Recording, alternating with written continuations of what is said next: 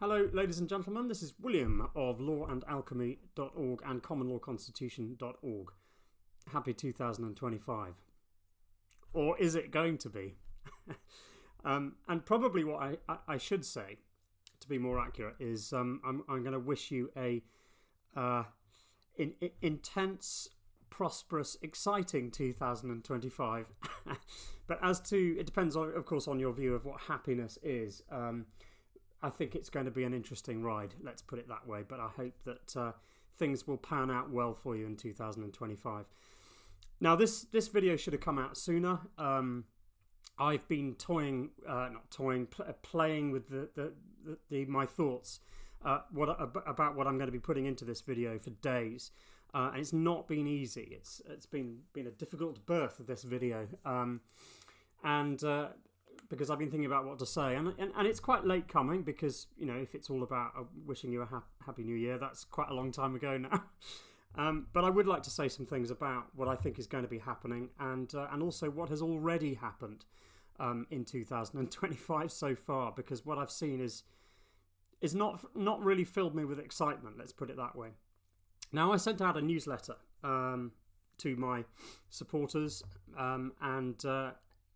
within that newsletter, I sort of expressed, among a number of things, I explained a lot about what was going on behind the scenes at the moment, because I've sort of been a little bit off the radar, and there's a heck of a lot going on, a lot of reading and research, and a lot of sort of making sense of things, and some of which I put out just before Christmas in a video about the Leveson inquiry.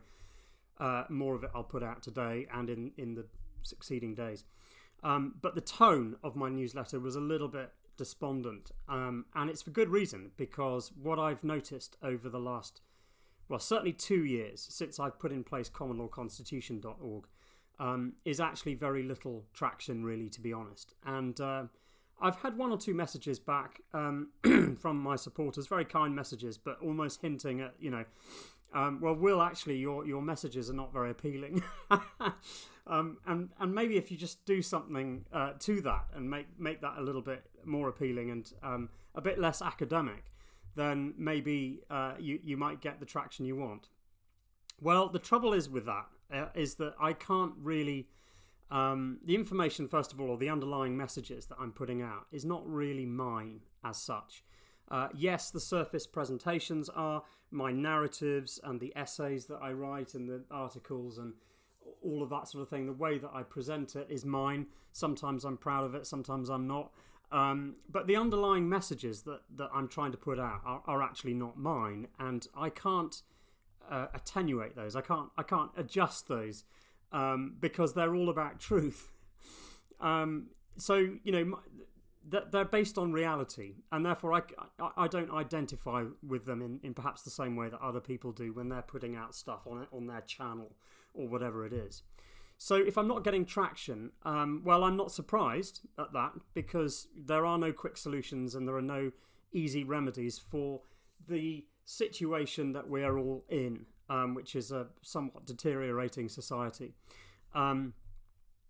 So am I getting traction? A bit, but not as much as one would like, and I don't think that there's really anything that I can do to sort of buy that attraction to my information. I'm not going to alter it or change it, because that would be a lie. So that suggestion that my material lacks appeal and is a bit academic, sorry, but I can't do anything about that. But sometimes, yes, it does feel a bit futile. I'm feeling sometimes despondent that is the case. Will's talking about trial by jury again, when it's kind of gunfight at the OK Corral. But what's actually happening is a lot of distraction. A lot of people sitting on the edge of their seats, treating the sort of unfolding events as if it's kind of a movie or a serious drama of some sort. And it is serious drama. For example, just the other day, was it yesterday, day before yesterday or something, there was a release in the Daily Mail about information coming out about MK Ultra projects, in quite a lot of detail. And very interesting, but people are tempted to think that this is, sort of much more about just this unfolding drama of information spilling out and being exposed. And the logic is, of course, that this is all really about exposure of information. And you know, it's about the court of public opinion, that will be enough to shame the perpetrators as you see them for their disgusting behaviour. That seems to be the sort of the underlying logic. And I get that, you know. Yes, this is good. You have to come to an understanding that the world is not how you've been taught that it is through the mainstream channels of information, schools and university, all of that. Yeah, that's good. You know, you do need to go through that in many ways, which is why those in the mainstream who haven't come to that understanding, you know, are on the back foot in many ways, of course. So you have to come to that understanding that the world is not how you've been taught that it is, but you can't get stuck in that place. You can't get stuck on conspiracy. It's, you know, recognizing that it's important not to remain there. Just constantly hurling abuse at the abusers. Yeah, that's important that we don't get stuck in that trap. So change doesn't happen merely through that exposure of more conspiracy. Yeah, somewhere in there is the understanding that something is very wrong. Why is there so much corruption? Why is there, you know? And I understand the thought processes, but let's look at now at the nature of conspiracy, because I actually don't really talk about conspiracy very much now. And somebody asked me this in one of my courses at the end. Actually, it was a good question. Because I said, I've been down all the rabbit holes of conspiracy. Well, not all. I'm sure that's a bit arrogant. I haven't. But I've been down a lot of them. It's been a long journey since around 2006. And I've said that before. But I have explored vast numbers of and amounts and layers of information. As many of you have. But an awful lot of people in the freedom movement are quite young to it. And that's quite important to hear from sort of old timers sometimes. But what's really important about conspiracy is that you come out the other side and you take a broader and higher look at this whole business. So what is effective conspiracy? Yeah, if you're going to be part of the conspirers, what is it that's going to be effective about what you're doing to be to put a conspiracy in place that's actually going to work? Well, it's to make the unsuspecting general public take part in the continuation of that conspiracy, the entrenchment of that conspiracy into society, without them realising that they're doing it and that they're taking part. Yeah, make them an unwitting agent of it. Yeah, and that's really what the most successful conspirators in history have done. And they are good at it. And most of them relate back to the ancient mystery traditions that have become perverted. Ancient mystery traditions are important because they hold important information, but where they've become perverted and distorted, what you've ended up with is a series of conspirators who basically are manipulators of the mind. That's essentially what they've become. And most importantly, they are collectivists. And this is why it's important, and I've said it before, that you understand this ideology, and I'm going to go through that in a little bit of detail now.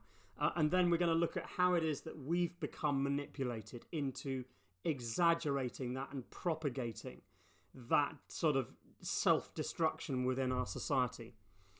So it's not just about, society and governance is not filled with people who absolutely are out to get us and know what they're doing. Yeah, it's a relatively small number of people. It's a disparate group of statists or collectivists that sit behind the scenes who couldn't care less about your history, your nation and your culture. They want globalism, and they're happy to see your country fall, by the way, and your heritage and all the rest of it. So your real enemy are collectivists. So we need to look a little bit at what they are and what do they actually think, what do they believe. And depending on how far you want to go back, because you could go back, centuries, thousands of years you could go. But let's just go back to sort of like middle of the millennium. You're looking at organisations like the Sabbatean Frankists.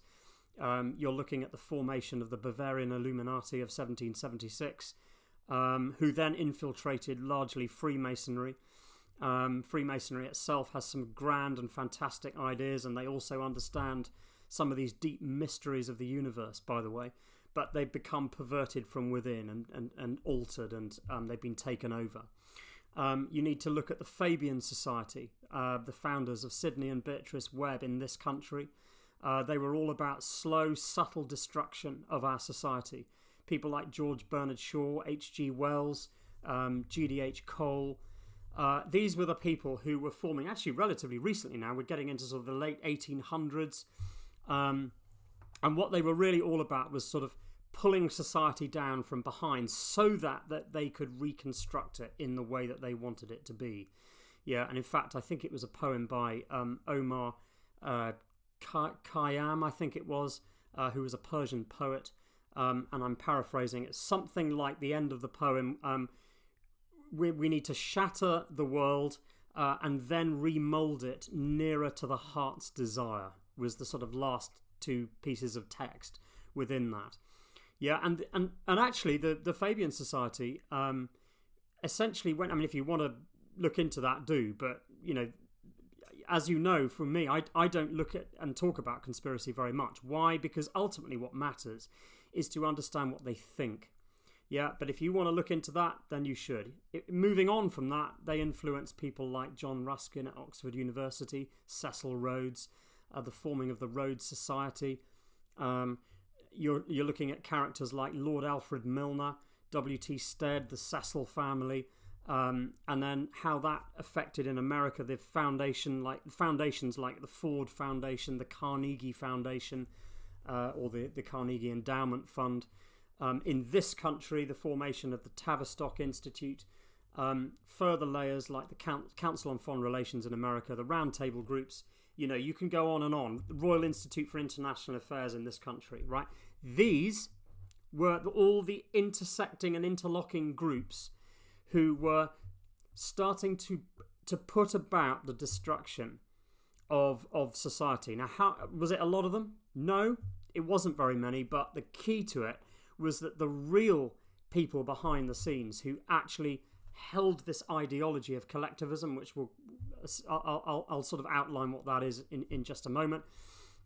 What they were really doing was manipulating other people who were powerful, other people in layers of influence within society, within governance, to do the work for them, to get them to believe in the necessity for putting about certain procedures and policies through belief systems. Yeah. So, you know, that, and I've only focused on this country. So you could look at Nazism and communism and look at the secret societies that were sitting behind them as well. So that would be societies like the Ananab, the Thule Society, the Schutzstaffel, and the what was that group called? The Volkisch group, and many others. Yeah. So I haven't even got to that lot yet. But this is all, you know, if you really want to get into conspiracy and actually start to make that knowledge useful, it's not really about sitting on the edge of your seats and just watching what unfolds. What you really need to do is to look at how these people, what their aim is, and what is the belief system that they're trying to seed into society.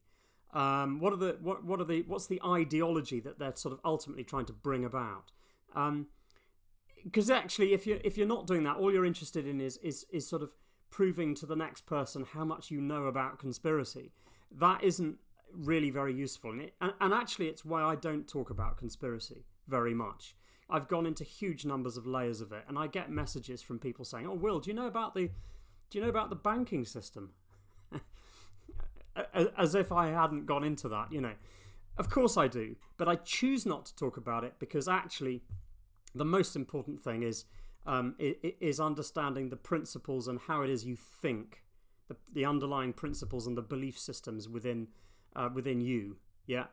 So this is the problem. There's no point unless you know what the ideology is that you're propagating, the mindset that they wish to seed into society.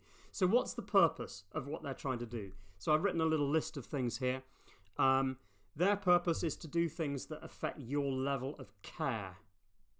Okay, that's reference to the care principle. What do you care enough about in the world to put your will behind? It's about destroying your level of attention on the truth.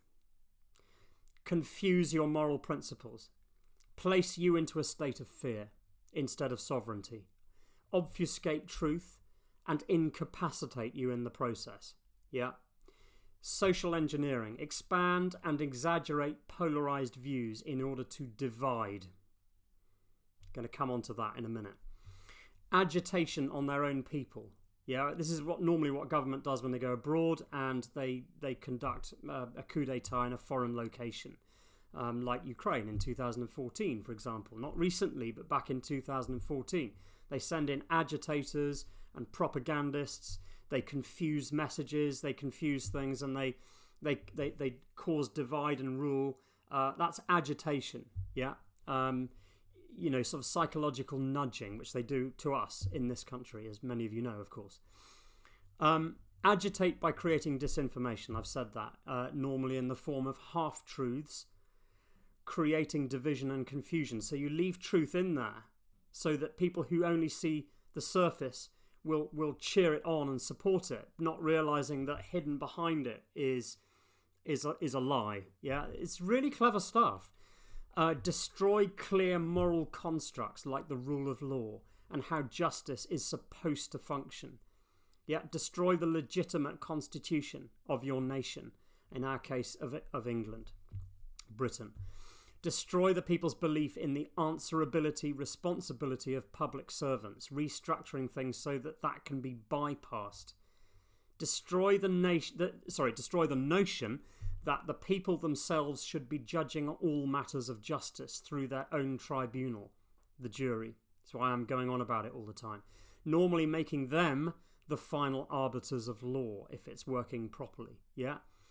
Public servants are no longer held to account because the people don't care or know how that is supposed to work, right? So what we're talking about here is some pretty foundational ideas, and if you don't change that condition, if you don't address that, nothing's going to change, yeah?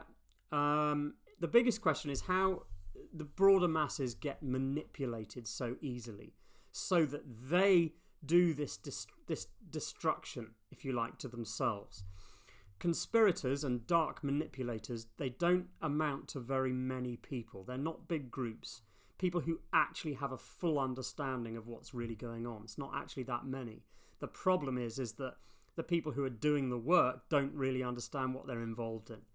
And that relies upon the large, broad mass of people to be easily played, manipulated, and do their work for them. How do the rest of us become like that?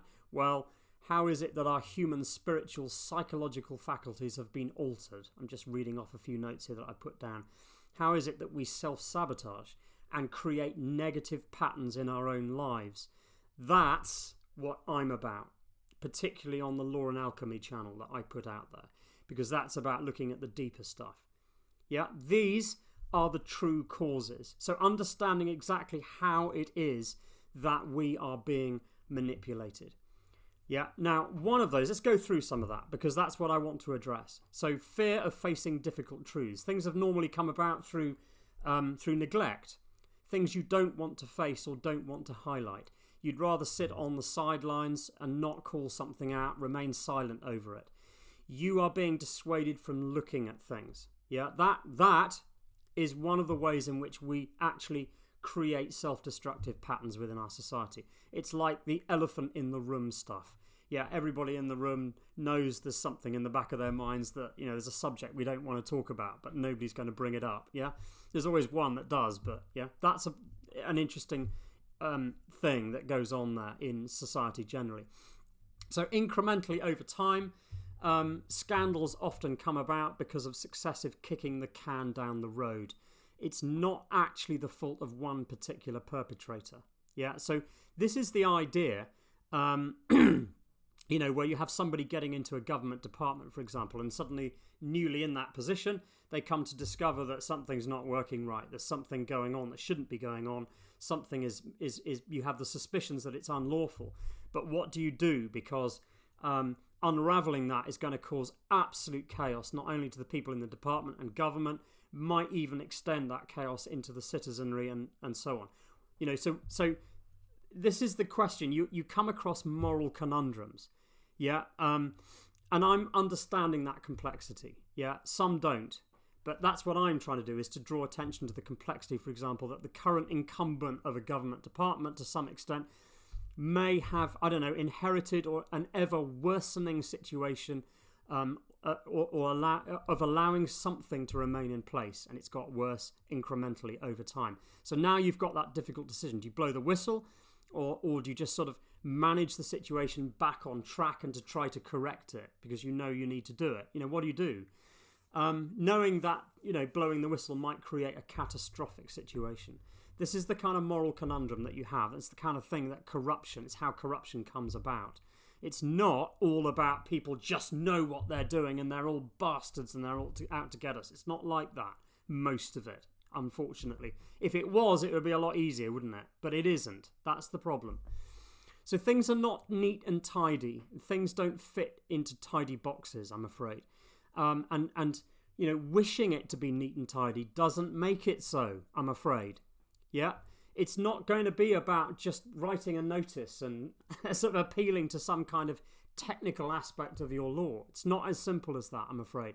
Because if you haven't got the people generally understanding the nature of that corruption and standing on common principles, then you're not going to bring about that change.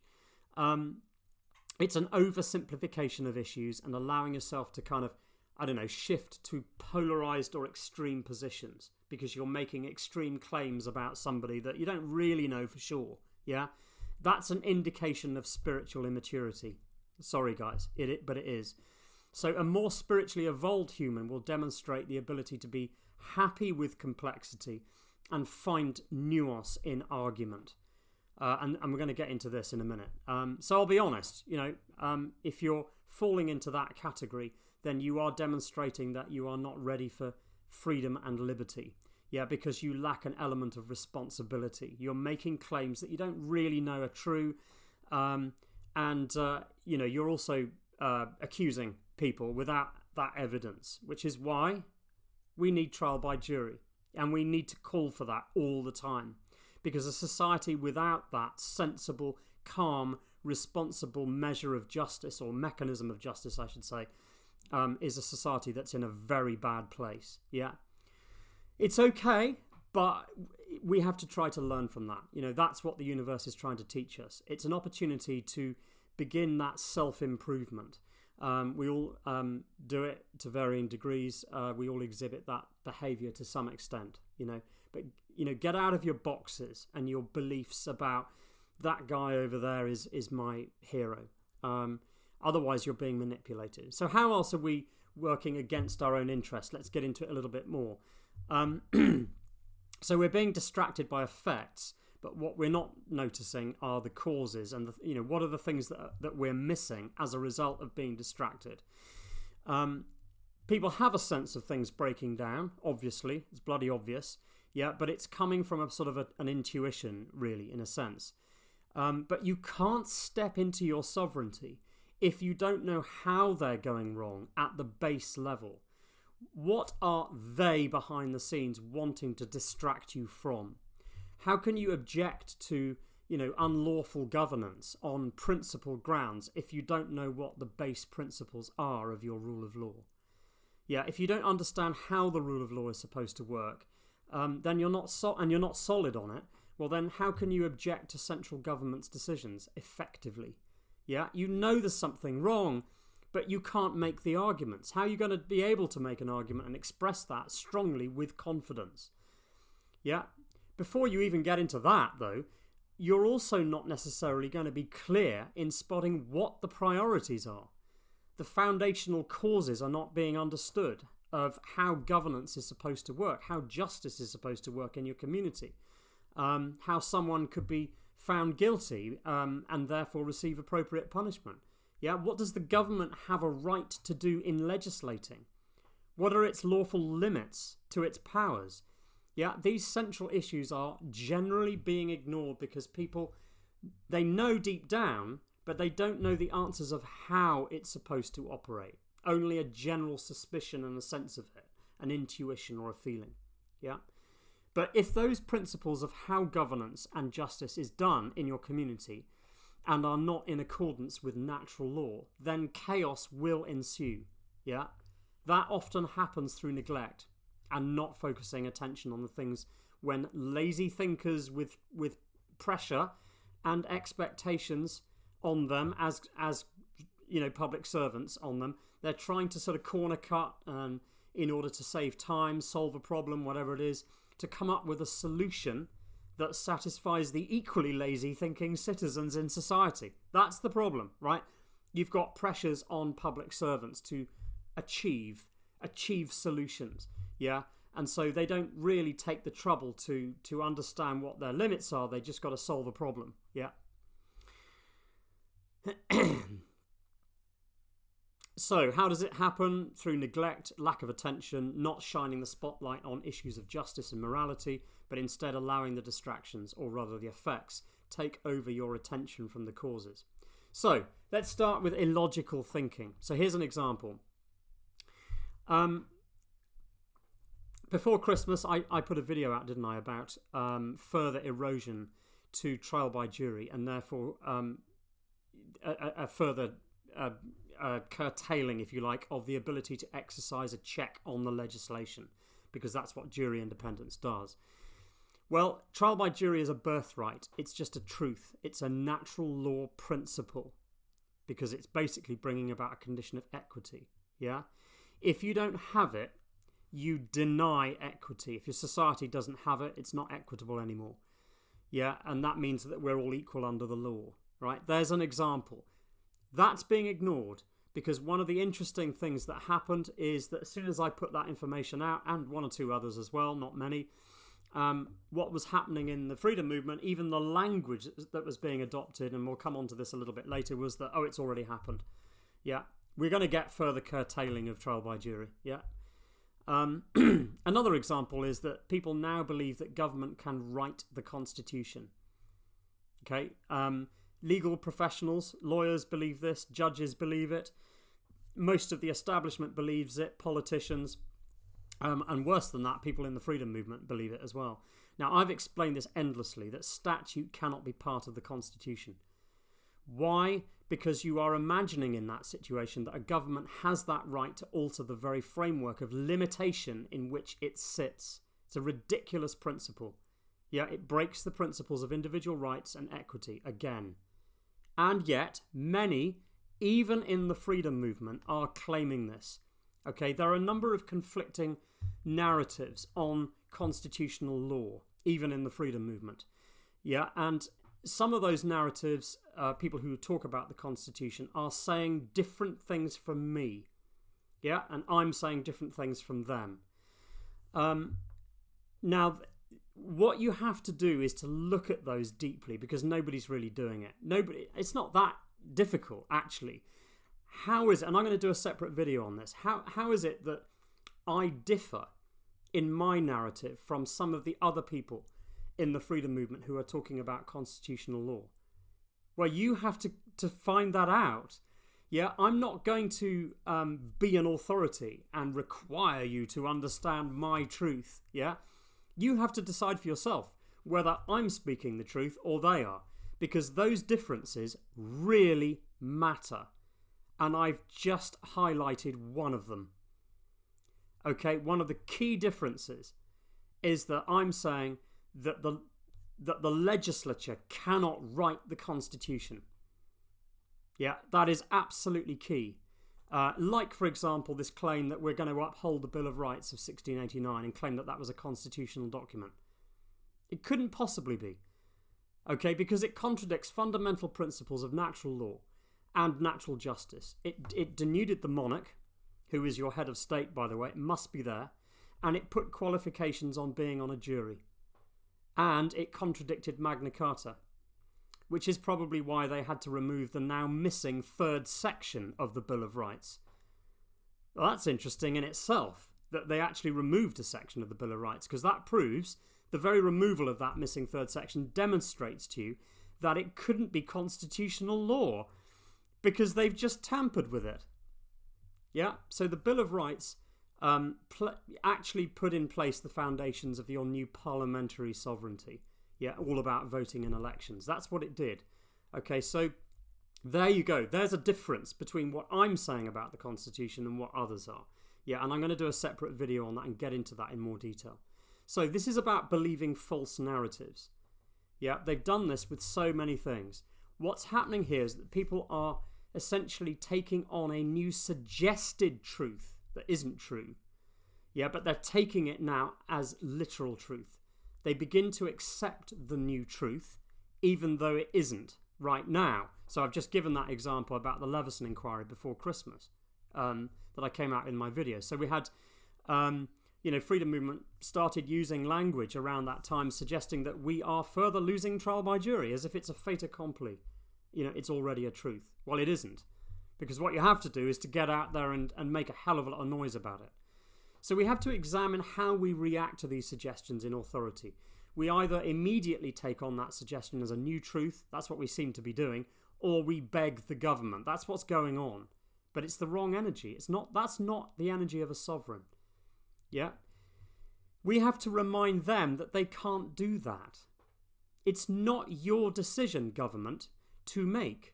That's not your task and it's not your role. You don't have that authority. You haven't been given it, and you deciding to take that authority for yourself to make decisions like that throws up questions, quite frankly, about your conduct in public office.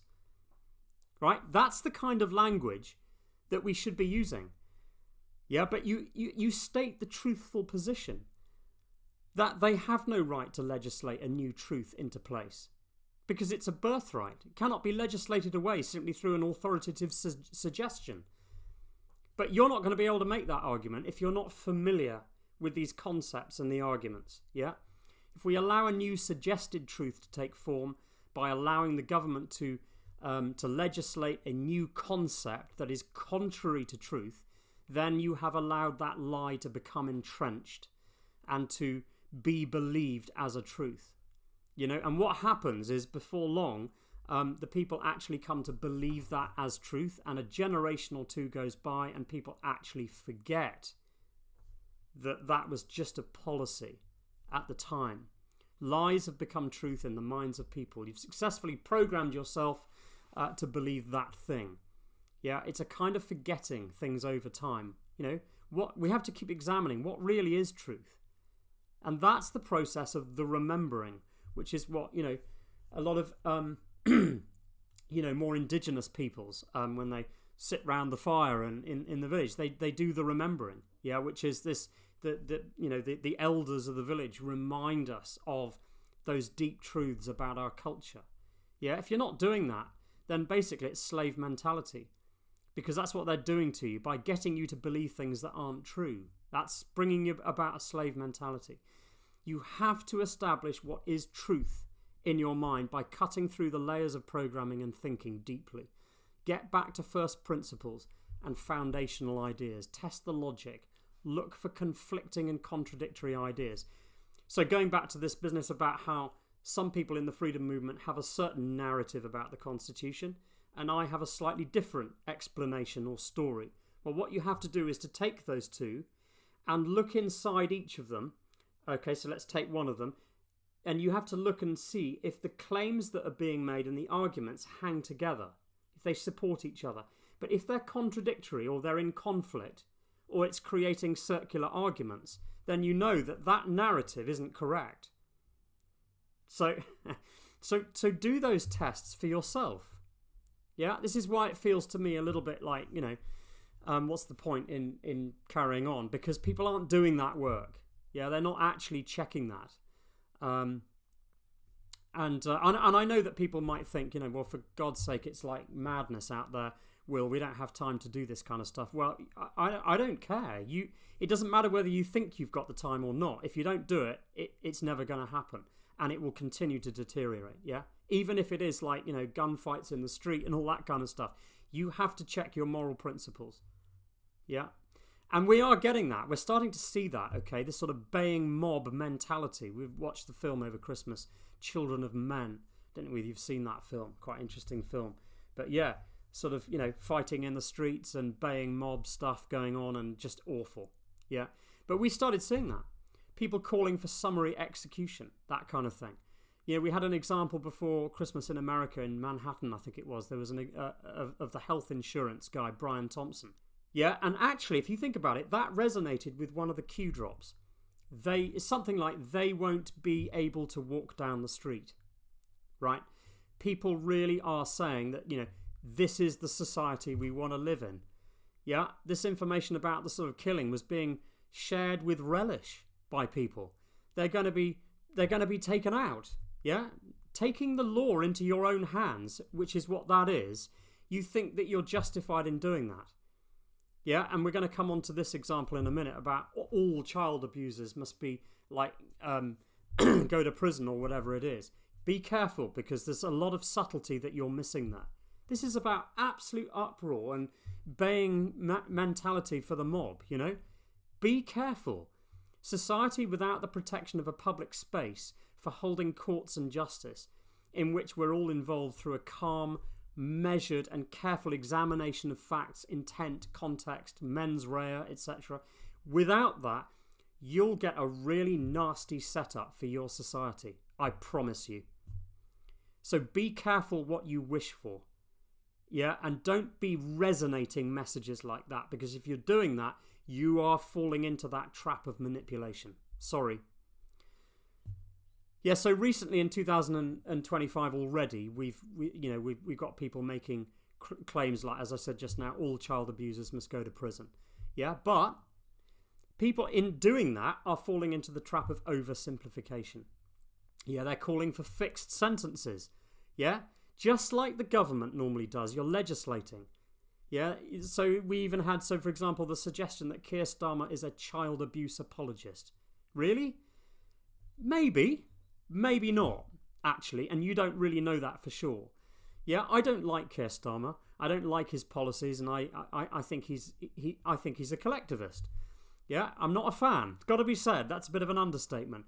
But actually, what's happening here is that vast swathes of the freedom movement are themselves now becoming the over-controlling government, behaving like an autocratic government, legislating for all outcomes and removing the possibility of nuance and discernment. Yeah? On the one hand, you've got people saying that, we should all receive a trial by jury. I want a trial by jury. I demand a trial by jury, right? And then, on the other hand, maybe a couple of weeks later, you completely forget and then start saying things like, oh, all child abusers should go to prison. Legislating for punishment. Yeah? Some child abuse, let's just examine that just a tiny bit for the moment. Some child abuse would involve, say, only kissing, for example. Is that okay for a prison sentence? Maybe. Maybe not. Some child abuse, for example, is child-on-child child abuse. Yeah? 2 consenting underage teenagers. You going to send them both to prison? 16-year-old boy and a 14-year-old girlfriend. You going to send them to prison at that age? What about an 18-year-old girl and a 15-year-old boy? Right, so these are difficult situations that have to be considered. Yeah, that's why you have courts. It's why you have justice. Yeah, this is because of moral conundrums that come up that are a bit awkward, a bit difficult. Why? Because, as Ben Rubin said beautifully, eloquently on a conversation that I had with him recently, because reality is infinitely complex, and it doesn't fit neat, tidy solutions. Yeah, which is why you can't legislate. But here you are trying to do it, some of you. And by the way, your efforts at legislating there in those comments and those throwaway comments are a lot worse than the efforts of the state. At least they understand that you need nuance and you need to put defences in the legislation, for example. Yeah, the Sentencing Guideline Council. Yeah, they understand at least that you need to increase the resolution of outcome.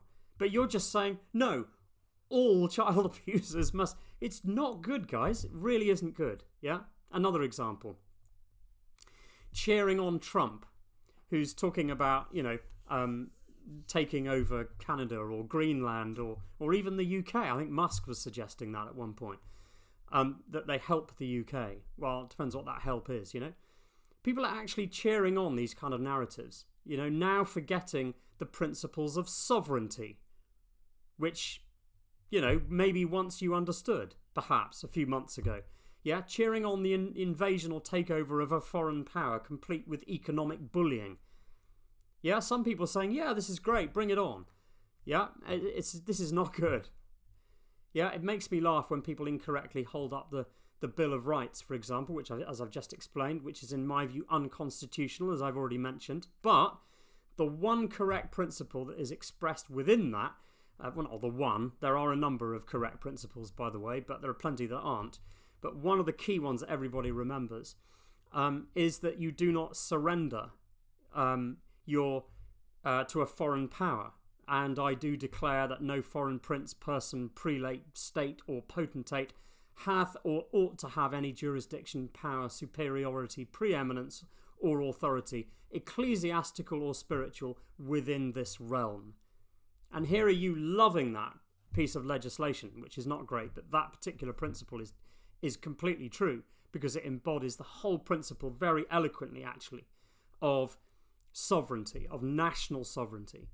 Yeah? And you understood that with the whole leaving of the European Union over Brexit. Many of you got that. You understood that that was the right principle then. Yeah? The principle of sovereignty and your boundaries. Yeah? Clarkson threw this out apparently yesterday. In the Sunday Times it was reported. Let Trump snap up Britain, he said. Really? Not clever, that, really, frankly. Submitting to a hero or a saviour. Energetically enslaving yourself is what you're doing. You're wanting someone else to do it all for you. Happy to surrender the sovereignty of all the people around you in your community just because of your opinion. Sorry, guys, that's dangerous. People who embody these oversimplistic but extreme positions are fundamentally untrustworthy and are spiritually immature, by the way. And you can't see it for yourself. You're out of control, triggered, emotional, polarised. Not good.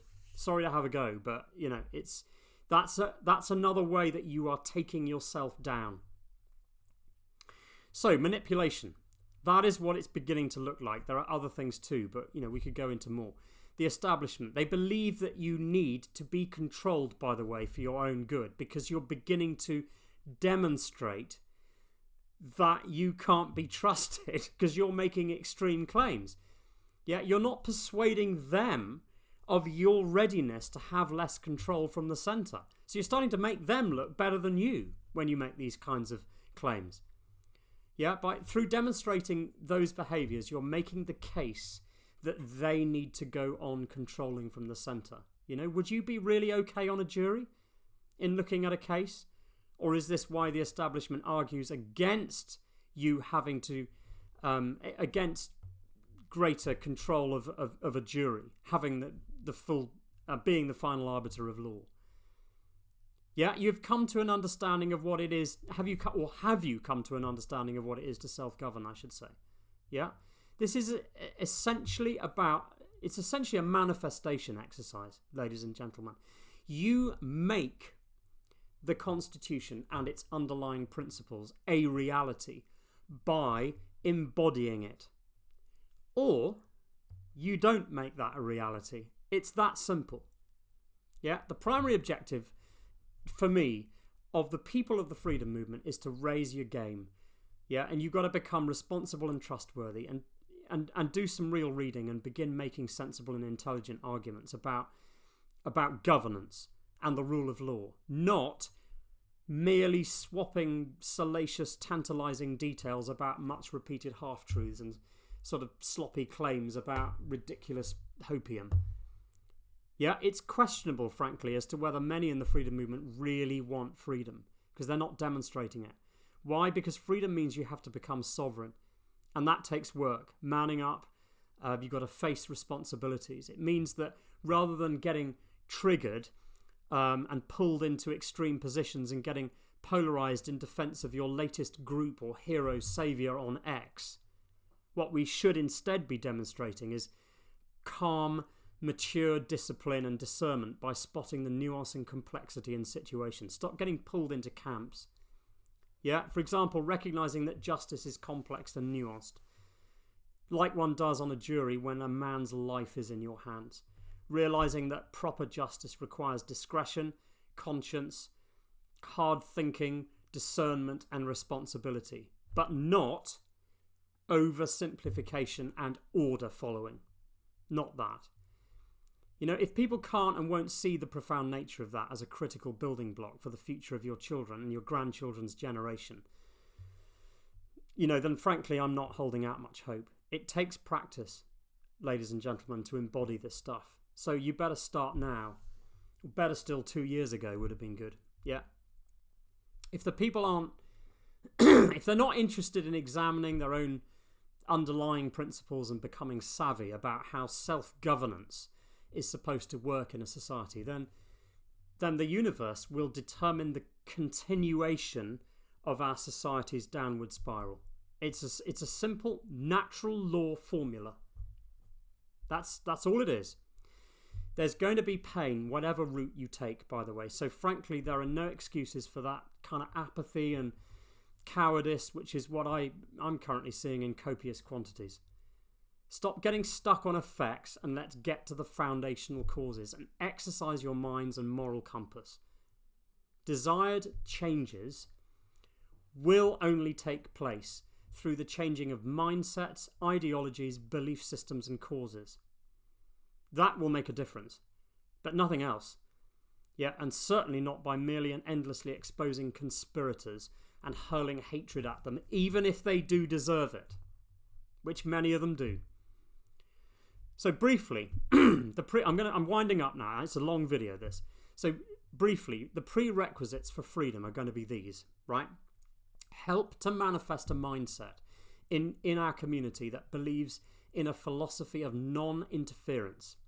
Look at the legislation we're just beginning to see now coming out. Not beginning, we've seen loads, but there was one recently about the, just yesterday or today, the new climate and nature bill. Have a look at that. More interference.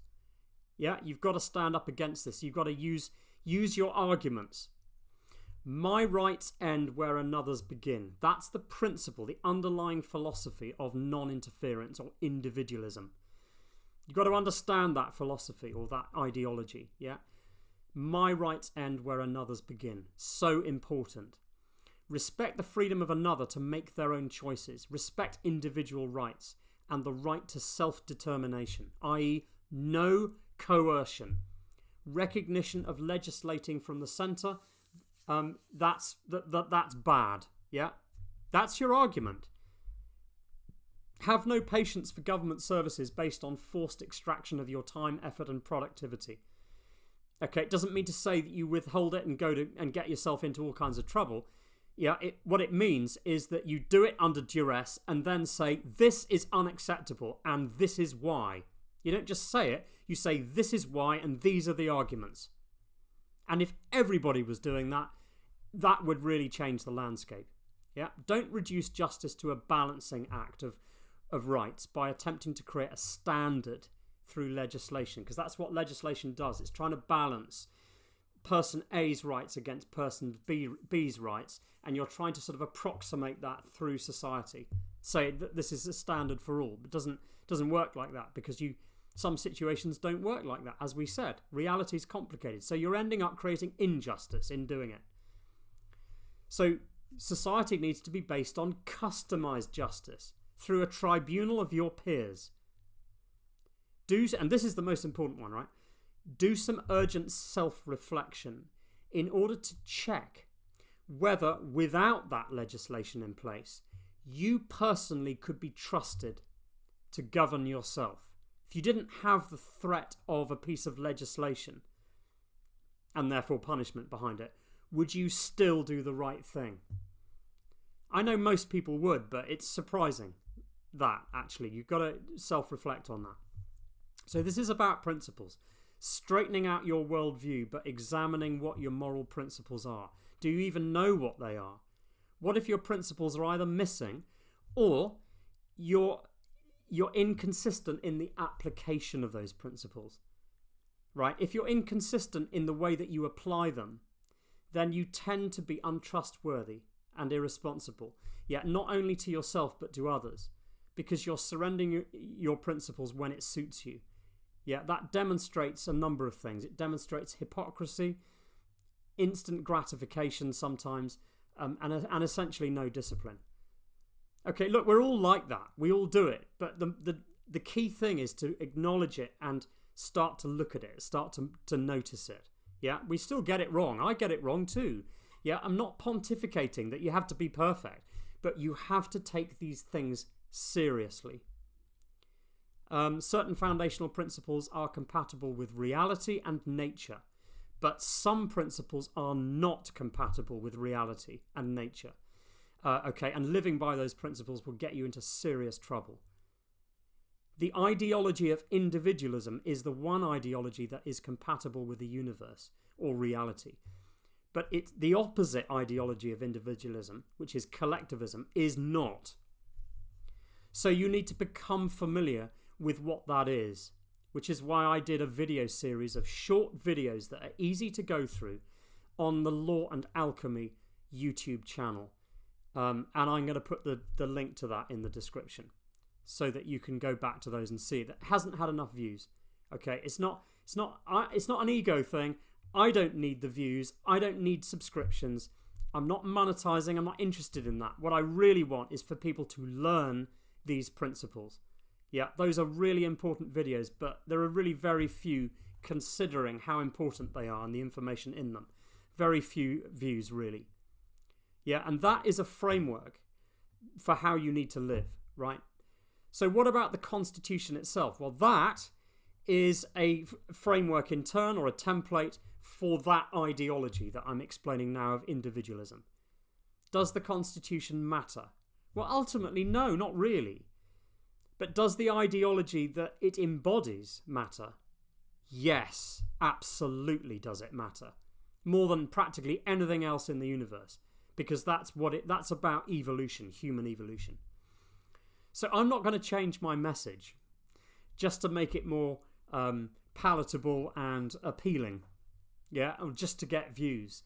Okay, I ultimately don't care whether this is kind of like going to bring in millions of people. Well, I do care. I care because that means it's making a difference. But I don't care for myself and my channel. That doesn't matter. Yeah? I will always help anyone, by the way, who is wanting to do this work and make sense of it. To contact me if you want more explanation and understanding. 2025 is all about... well, it's two things, but they're connected. 2025, I think, is about nuance, which is seeing the subtleties in argument and the position that you need to take. And the second thing is discernment, and they're connected. You're not discerning unless you're using nuance and not choosing and controlling yourself not to be polarized into extreme positions. That is going to bring about a raising of our game. Yeah, starting to become less easy to manipulate us. That's if we're not easy to manipulate, then the corruption and evil starts to wither away all by itself. That's what this is about. Okay, and seeing through those deeper deceptions when you're being played. If you can see through that by establishing those foundational principles and adopting that greater discernment, what that brings you into is a condition of sovereignty. But you won't adopt that sovereignty unless you do that thing. And I think that 2025 is going to be all about that. It's going to be about the warrior mentality. That doesn't mean hurling abuse. It means getting yourself into that calm position, that calm condition of sovereignty, so that you can't be manipulated anymore. That's exciting. Yeah, so when I say happy 2025, that's what I'm saying, really. Okay, so I hope you do have great success in 2025. Cheers for now.